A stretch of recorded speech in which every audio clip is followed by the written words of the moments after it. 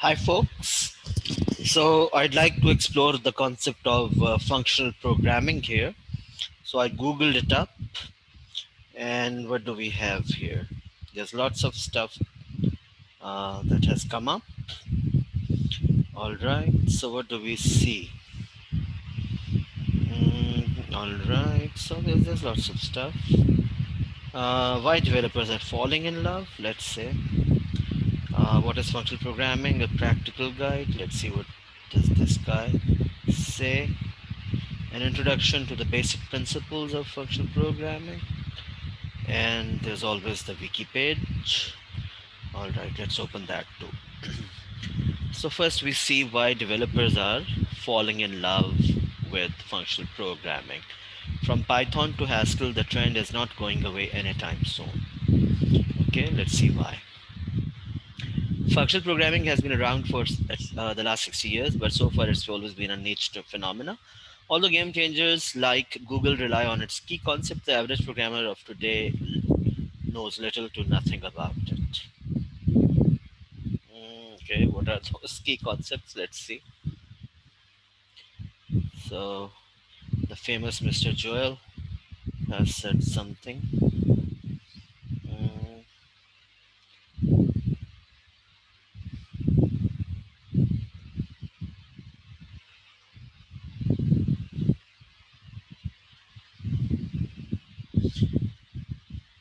Anyways, let's close this.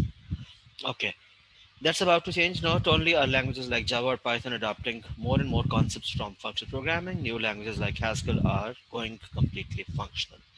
So let's see, when was this article written? All right, August 6th, 2020. Let's read it nevertheless. In simple terms, functional programming is all about building functions for immutable variables. In contrast, object-oriented programming is about having a relatively fixed set of functions and you're primarily modifying or adding new variables. Because of its nature, functional programming is great for in-demand tasks such as data analysis and machine learning. This does not mean that you should say goodbye to object-oriented programming and go completely functional. It's useful, however, to know about the basic principles. Okay, what are those? It's all about killing side effects, exactly. We need to understand functions, but at the end, all right. A function, naively stated, is a thing that transforms some input into some output. Yep, like the mathematical concept of function. All right, so here we have a function defined in Python. So it does square of x. This function is dumb and simple. All right, now consider this function. Global list this define append to global list x, global list append x. On the first glance, it looks like the function takes a variable x of whichever type and returns nothing since there is no return statement. The function would not work if global list had not been defined. Yeah, well, and we understand this. Uh, so it is returning the state in a global variable. Yeah, we understand it. Don't dumb it down too much. Being dishonest about functions. Implicit inputs or outputs have an official name, side effects. While we were only using a simple example in more complex programs, these can cause real difficulties. Yep, that is true. Think about how would your test append to list. Instead of just reading the first line and testing the function with any x, you need to read the whole definition, understand what it's doing, define global test. What's simple in this example can quickly become tedious when you're dealing with programs with thousands of lines of code. That's true. The good news is that there is an easy fix, being honest about what the function takes as input. This is much better. All right, define append to list. Get something, get a list name and append to it. Okay. We have changed one thing, however, the code is now free of side effects. True that. When you look into when you now look at the function declaration, you know exactly what's going on. Therefore, if the program is not behaving as expected, you can easily test each function on its own and pinpoint which one is faulty. So yeah,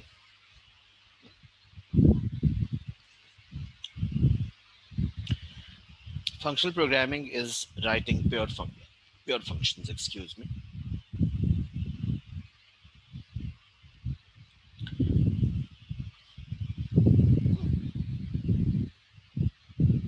A function with clearly declared in and outputs is one without side effects, and a function without side effects is a pure function. Yeah.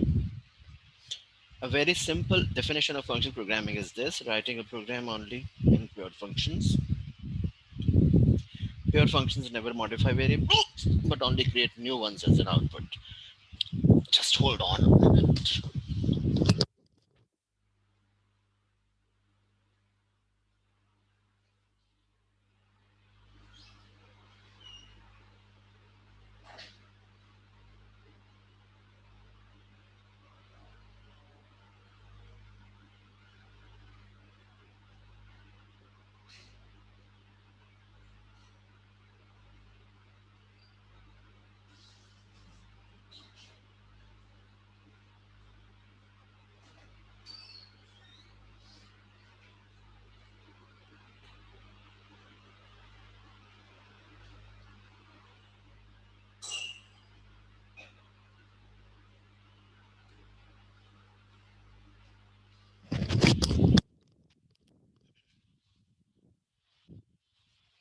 Okay.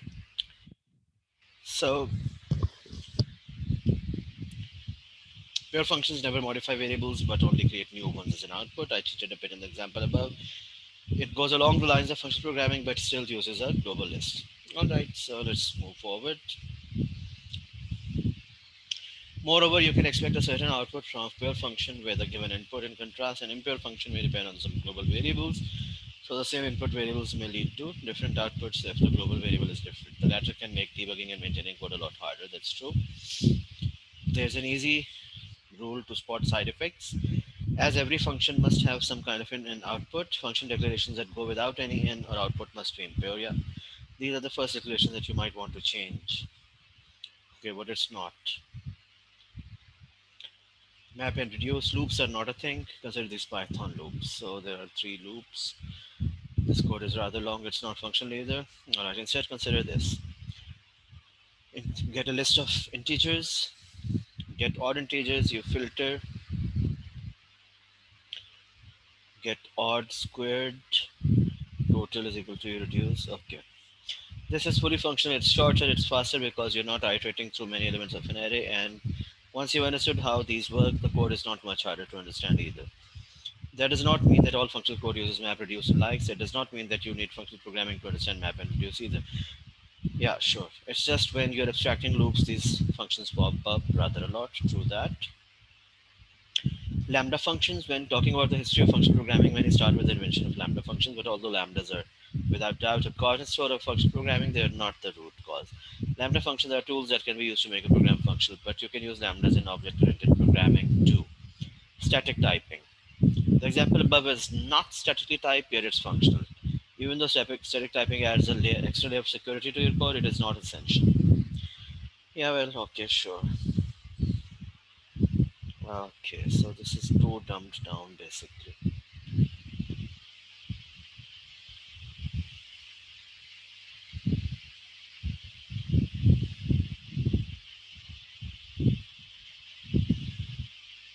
Yeah, well, let's leave it.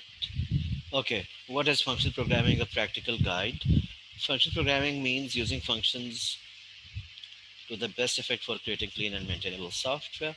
When was this article written? In 2021. Okay, let's see. Let's get an overview first. Pure functions, immutability, higher order functions, all of this stuff. I think let's just read the wiki article. Introduction to the basic principles. This is an old article. Uh,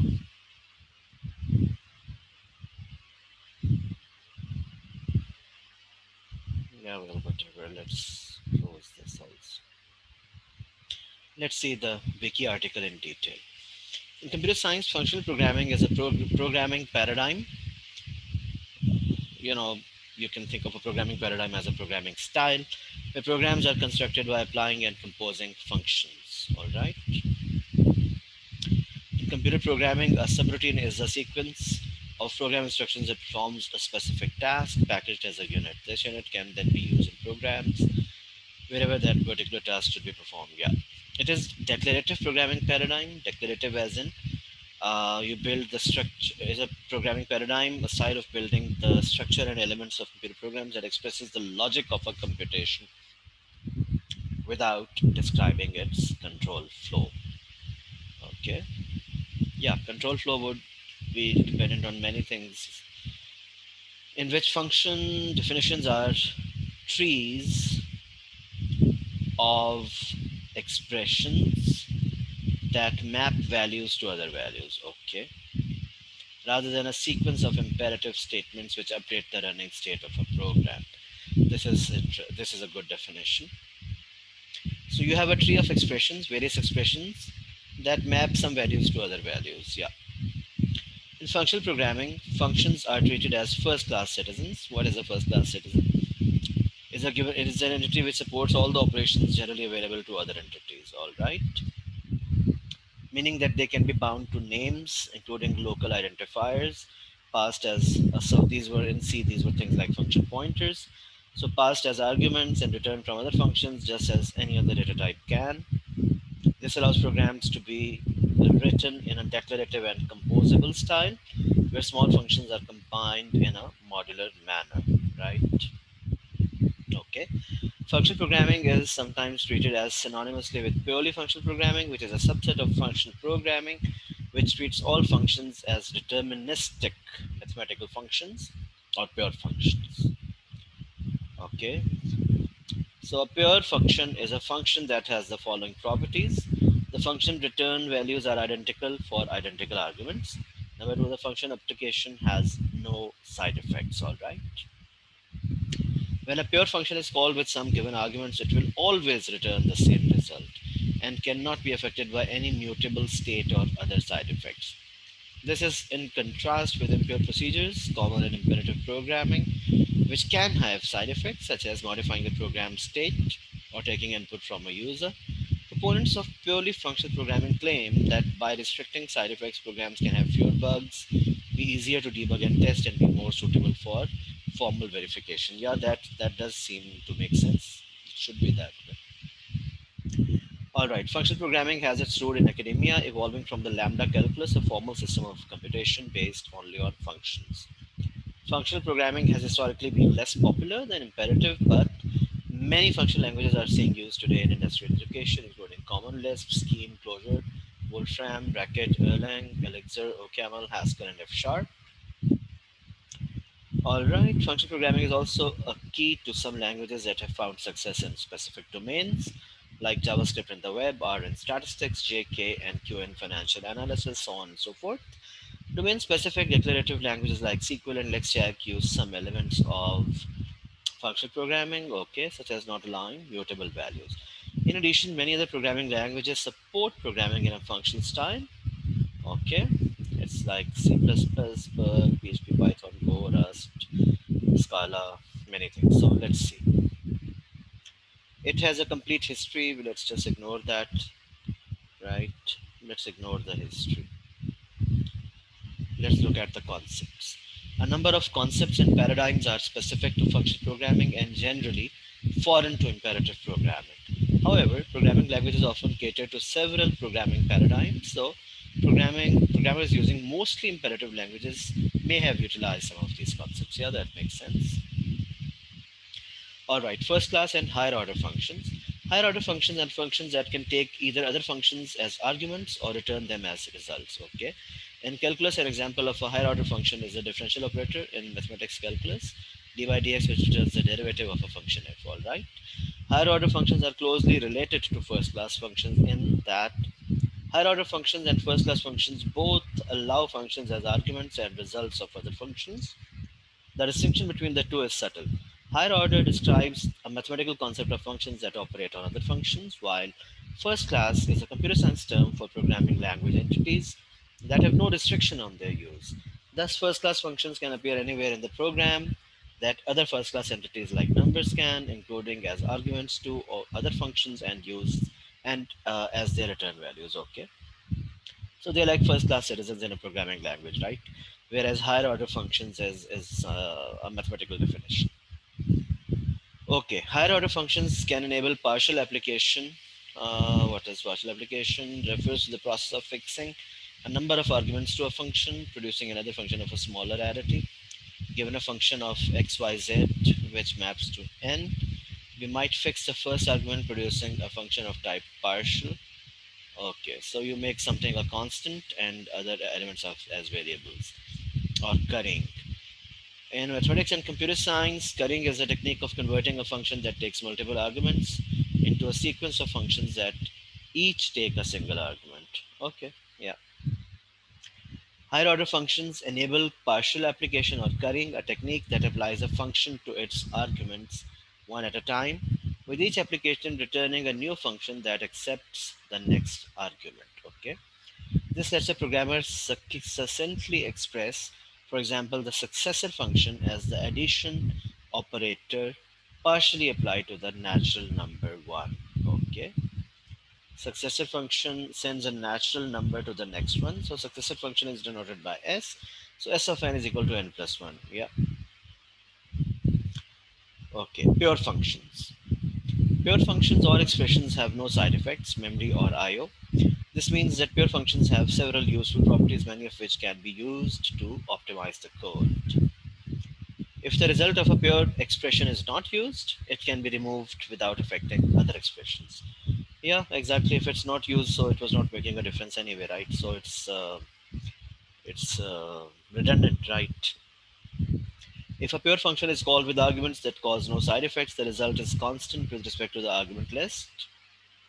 That is, calling the pure function again with the same arguments returns the same result. This can enable caching optimization such as memoization. So, for example, if there's a function which is, function retains what is it mostly called with, so the combination of arguments it is mostly called with, it can just, maintain an internal map.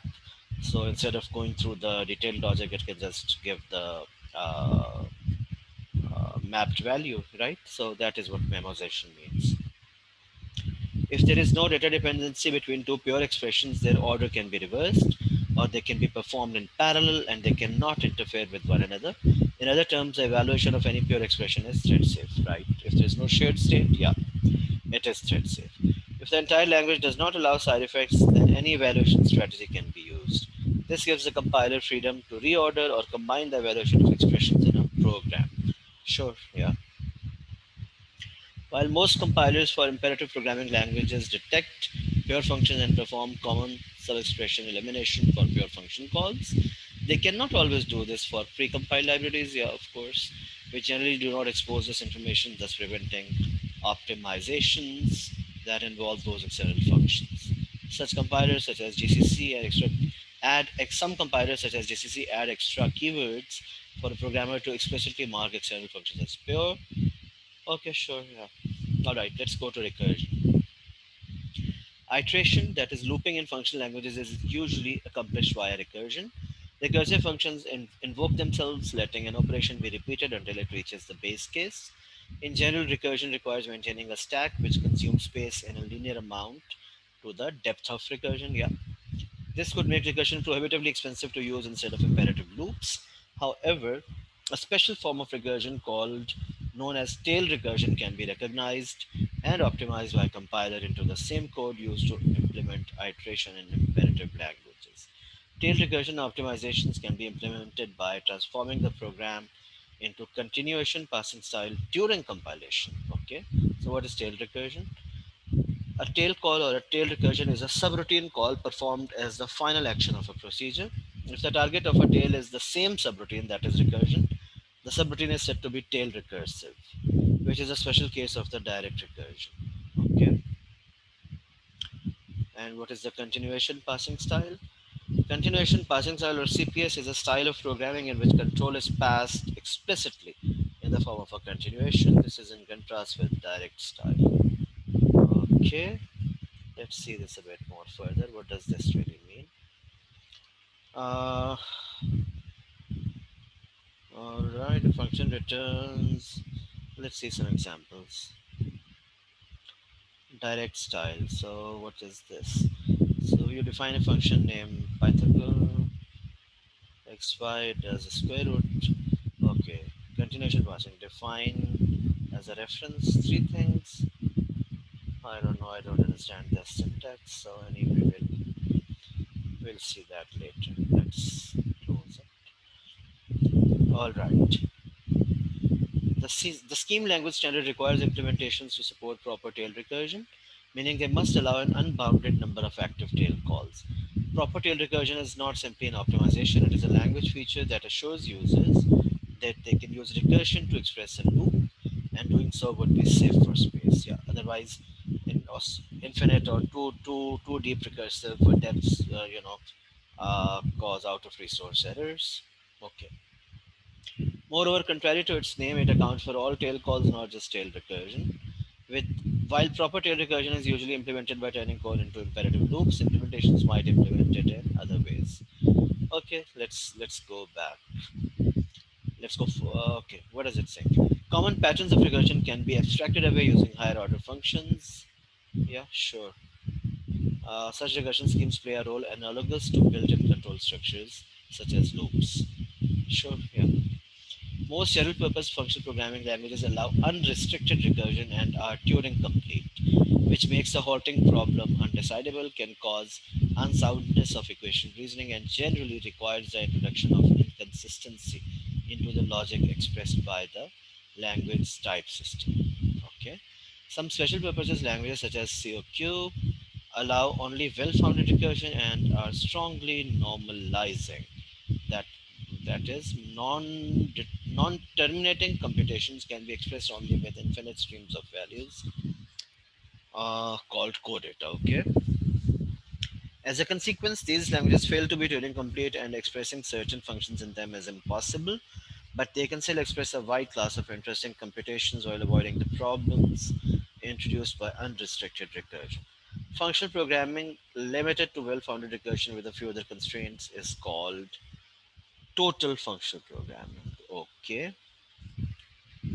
Strict versus non-strict evaluation. All right. Functional languages can be categorized by whether they use strict or non-strict, that is, eager versus lazy evaluation.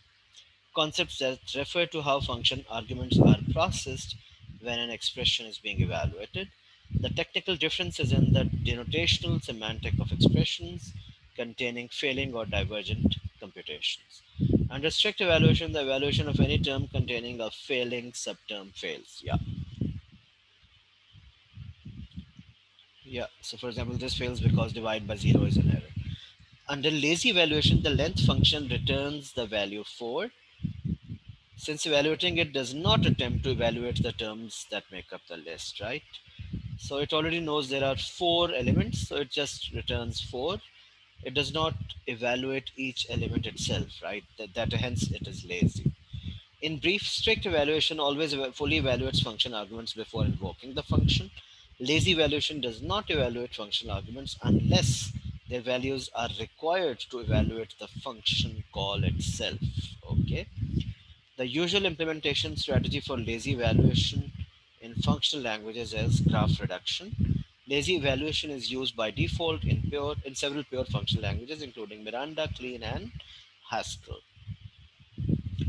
Okay, so argues for lazy evaluation as a mechanism for improving program modularity. So these are some academic papers. Let's forget them. So type systems, especially since the development of this type inference, functional programming languages have tended to use typed lambda calculus. Okay, what is this? Typed formalism that uses the lambda symbol to denote anonymous function abstraction. In this context, types are usually objects of a syntactic nature that are assigned to lambda terms. Okay, so rejecting all invalid programs at compilation time and risking false positive errors, as opposed to untyped lambda calculus that accepts all valid programs at compilation time and risks false negative errors. All right, used in Lisp and its variants such as Scheme, though they reject all invalid programs at runtime when the information is enough to not reject valid programs. Okay. The use of algebraic data types makes manipulation of complex data structures convenient.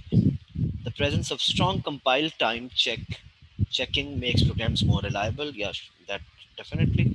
In the absence of other reliability techniques like test-driven development, all right.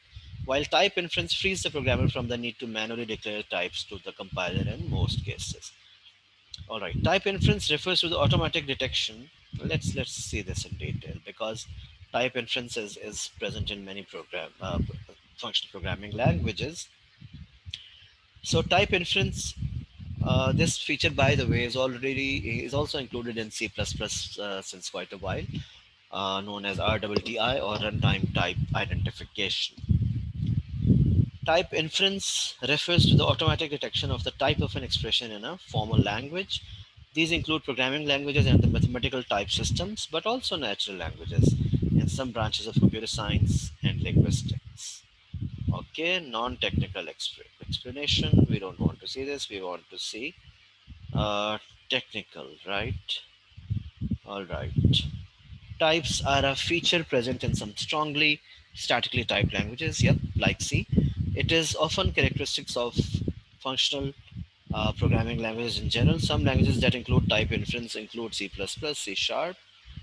So many of these. The majority of them use a simple form. The ability to infer types automatically makes many programming tasks easier, leaving the programmer free to omit type annotations while still permitting type checking. So this is interesting. It can do type checking without annotating them because that inference is done by the compiler. In some programming languages, all values have a data type explicitly declared at compile time, yeah, like C or C++, limiting the values a particular expression can take on at runtime. Yes, that is for good reason. Increasingly, just-in-time compilation renders the distinction between runtime and compile time mode. Okay. However, historically, if the type of a value is known only at runtime, these languages are dynamically typed precisely. In other languages, the type of an expression is known only at compile time. These languages are statically typed, yep, like C, C++. In most statically typed languages, the input and output types of functions and local variables ordinarily must be explicitly provided by type annotations. Yep, yeah, like in C. This is an integer function. It gets one input integer, one output integer. There is an integer result inside the body, and it does some addition and returns it. Yeah, precisely. All right. So the signature of this function definition declares that the add one is a function that takes one argument, an integer, and returns an integer. Int result declares that the local variable result is an integer. In a hypothetical language supporting type inference, the code might be written like this instead: add one, var result, var result equal to x plus one, result two is equal to x plus 1.0. Okay, return result. This is identical to how code is written in the language Dart, except that it is subjected to some added constraints as described below. It would be impossible to infer the types of all variables at compile time. In the example above, the compiler would infer that result and x have integer, have type integer, since the constant 1 is a type integer, and hence that add 1 is a function, integer to integer, that maps integer to integer. The variable result 2 is not used in a legal manner, so it would not have a type. And why is that not used in a legal manner? Because, um, yeah, because x is an integer and 1.0 is a float. Uh, I guess this is the uh, okay. This must be the reason. In the imaginary language in which the last example is written, the compiler would assume that in the absence of information to the contrary, plus may takes two integers and return one integer. This is how it works, for example, in OCaml. From this, the type inferencer can infer that the type of x plus 1 is an integer, which means the result is an integer, and hence the result value of add 1 is an integer. Similarly, since plus requires both of its arguments to be of the same type, x must be an integer, and thus add 1 accepts one integer as an argument. However, in subsequent line, result 2 is calculated by adding a decimal 1.0 with floating point arithmetic, causing a conflict in the use of x for both integer and floating point expressions. The correct type inference algorithm for such a situation has been known since 1958 and has been known to be correct since 1982. It revisits the prior inferences and uses the most general type from the outset, in this case floating point. This can, however, have detrimental implications. For instance, using a floating point from the outset can introduce precision issues that would not have been there with an integer type. Yep, that's correct. Okay. Frequently, however, degenerate type inference algorithms are used that cannot backtrack and instead generate an error message in the situation. This behavior may be preferable as type inference may not always be neutral algorithmically. Alright. Okay, so let's fast forward a bit. The recent emergence of just in time compilation allows for hybrid approaches where the types of arguments supplied by the various calling context is known at compile time, yep, and can generate a large number of compiled versions of same function.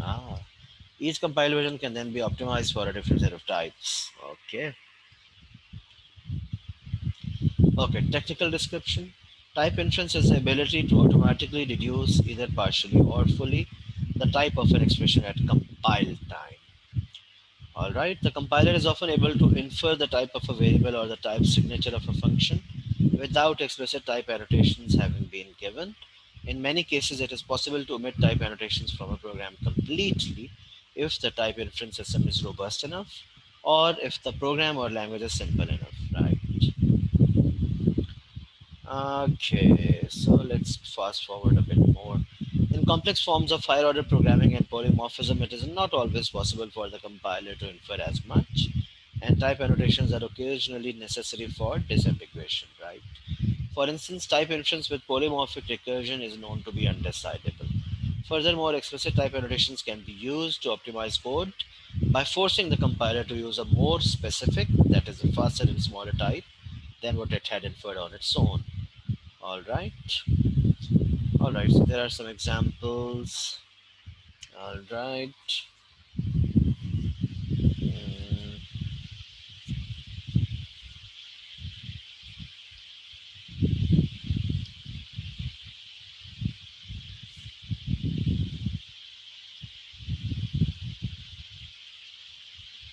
all right. So yeah, that's enough.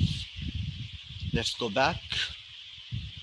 Some research-oriented language, functional languages such as these are based on intuitionistic type theory. Okay, what is that? Uh, okay, so this is okay. These type systems do not have decidable type inference and are difficult to understand and program with, but dependent types can express arbitrary propositions in higher order logic. Through the Curry-Howard isomorphism, then well-typed programs in these languages become a means of writing formal mathematical proofs from which a compiler can generate certified code. While these languages are mainly of interest in academic research, they have begun to be used in engineering as well. Interesting. CompCert is a compiler for a subset of C programming languages that is written in COQ and formally verified. Very interesting. Let me bookmark it. Alright, a limited form of dependent types called general algebraic data types can be implemented in a way that provides some of the benefits of dependently typed programming while avoiding most of its inconvenience. These are available in the Glasgow Haskell compiler in OCaml and Scala. Okay. Referential transparency. All right, this is an important attribute, I think, of functional programming. Functional programmers do not have assignment statements. That is, the value of a variable in a functional program never changes once defined. So this is very interesting. This eliminates any chances of side effects because any variable can be replaced with its actual value at any point of execution.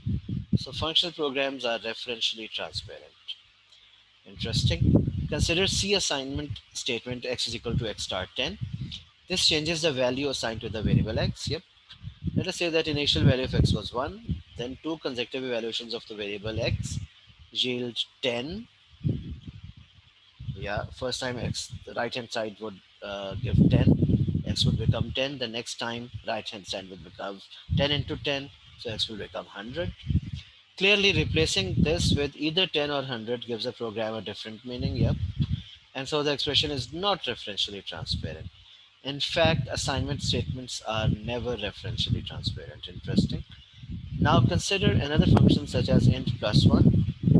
It returns x plus 1 is transparent as it does not implicitly change the input x and thus has no side effects. So it creates a new variable. Functional programs exclusively use this type of function and are therefore referentially transparent. All right. Okay, so data structures. Purely functional data structures are often represented in a different way than their imperative counterparts. For example, the array with constant access and update times is a basic component of most imperative languages, yes indeed. And many imperative data structures such as a hash table and binary heap are based on arrays, yeah, because they're fast, direct access arrays, and multiple optimizations are possible. The principle of I forget the name, localization of further any read access. These assumptions can be made anyway. Arrays can be replaced by maps or random access lists, which admit purely functional implementation, but have logarithmic access and update times, as opposed to linear ones on arrays. Okay, so that's a hint. Purely functional data structures have persistence, a property of keeping previous versions of the data structure unmodified. Okay, in Clojure, persistent data structures are used as functional alternatives to their imperative counterparts. Persistent vectors, for example, use trees for partial updating. Calling the insert method will result in some, but not all, nodes being created. Okay. All right. Functional programming is very different from imperative programming. The most significant differences stem from the fact that functional programming avoids side effects, which are used in imperative programming to implement state and I/O. Pure functional programming completely prevents side effects and provides referential transparency. Higher order functions are rarely used in older imperative programming. A traditional imperative program might use a loop to traverse and modify a list. Yeah? A functional program, on the other hand, will probably use a higher order map function that takes a function and a list, generating and returning a new list by applying the function to each list item. So it's something like an iterator in C++, right? All right, so let's fast forward a bit. Simulating state. There are tasks, for example, maintaining a bank account balance that often seem most naturally implemented with state. Pure functional programming performs these tasks and IO tasks, such as accepting user input and printing to screen in a different way. Yeah, that's what I was interested to know. How do they perform that? All right, the purely functional programming language Haskell implements them using monads. In functional programming, a monad is an abstraction that allows structuring programs generically. Supporting languages may use monads to abstract away boilerplate code needed by the programming language. Okay. Derived from category theory, monads offer a way to abstract certain types of computational patterns, including but not limited to modeling of computations with mutable state and other side effects such as I/O. All right, so this anything which can affect state is abstracted away in a monad. Okay, in an imperative manner without losing purity. While existing monads may be easy to apply in a program, given appropriate templates and examples, many students find them difficult to understand conceptually. For example, when asked to define new monads, which is sometimes needed for certain types of libraries, or all right. So functional languages also simulate states by passing around immutable states. This can be done by making a function accept the state as one of its parameters and return a new state altogether. Yeah, of course. Impure functional languages usually include a more direct method of managing mutable state. Clojure, for example, uses managed references that can be updated by applying pure functions to the current state. This kind of approach enables mutability while still promoting the use of pure functions. So somewhat of a hybrid approach, some compromise. Alternative methods such as Hoare logic and uniqueness have been developed to track side effects in programs. Some modern research languages use effect systems to make the presence of side effects explicit. All right. So efficiency issues. So let's have a look at the efficiency issues. Functional programming languages are typically less efficient in their use of CPU and memory than the imperative languages such as C and Pascal. This is related to the fact that some mutable data structures like arrays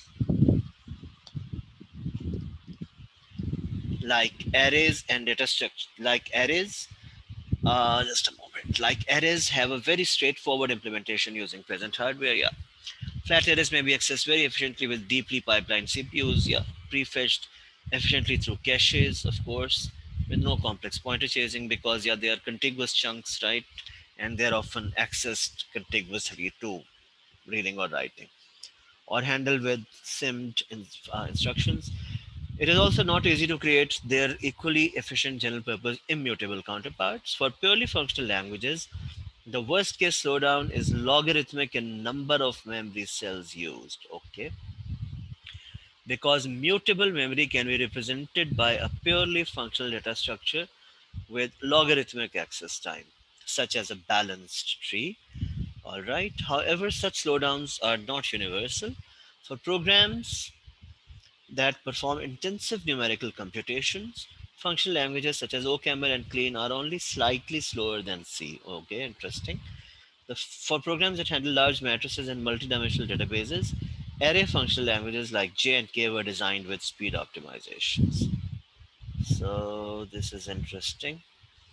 All right. Immutability of data can, in many cases, lead to execution efficiency, all right, by allowing the compiler to make assumptions that are unsafe in any imperative language, thus increasing opportunities for inline expansion, all right. Lazy evaluation may also speed up the program even asymptotically, whereas it may slow it down at most by a constant factor. However, it may introduce memory leaks if used improperly. This paper discusses theoretical issues related to memory leaks from lazy evaluation. This gives some practical advice for analyzing and fixing them. However, the most general implementations of lazy evaluation make extensive use of dereferenced code, and data perform poorly on modern processors. Okay, this is without a citation. So let's see. Functional programming in non functional languages. Alright, so JavaScript, Lua, Python, and Go had first class functions from their inception. Okay, so let's skip applications. All right. In academia, it would be interesting. Functional programming is an active area of research in field of programming language theory. There are several peer-reviewed publications. Okay, fine. Industry. So let's see what is its use in the industry. Functional programming has seen use in a wide variety of industrial applications. For example, Erlang, which was developed by the Swedish company Ericsson, was originally used to implement fault-tolerant telecommunication systems, but has since become popular for building a range of applications at companies such as Nortel, Facebook, WhatsApp. Scheme, a dialect of Lisp, was used as a basis of several applications on early Mac computers. So anyway, it is used, right? So let's move forward. So that basically is it. Okay. All right. So we get an idea. Let's see if there is any other functional programming paradigm thing. Mm, Introduction to functional programming.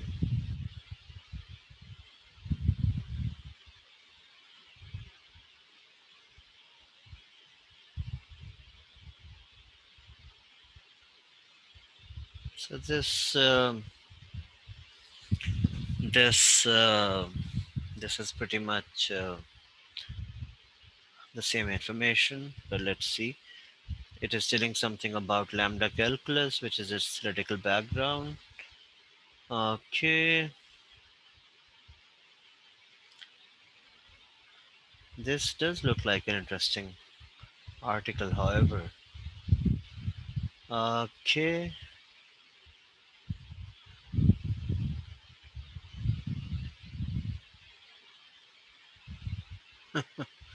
okay, so Haskell.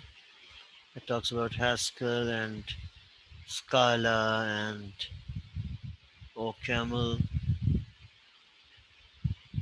Okay. Uh,